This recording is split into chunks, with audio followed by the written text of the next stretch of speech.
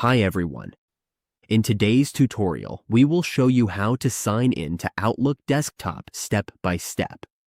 Whether we are setting up email for work, school, or personal use, this tutorial will help us get started quickly and easily.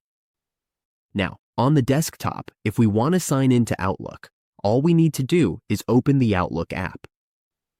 Once we are here, we just need to type our email so that we can sign in and then continue to log in. When we reach this step, we simply continue here and confirm our login. After logging in, we just need to wait for it to load. Now, let's wait for the confirmation so that we can be logged into Outlook. We just need to refresh. Now let's refresh. Once we refresh, we are now signed in with our PayPal account. We can also add another account by clicking the gear button, and then we can add accounts. Here, we can add an account by clicking this gear button to add more accounts in Outlook. And that's it. We have successfully signed in to Outlook Desktop.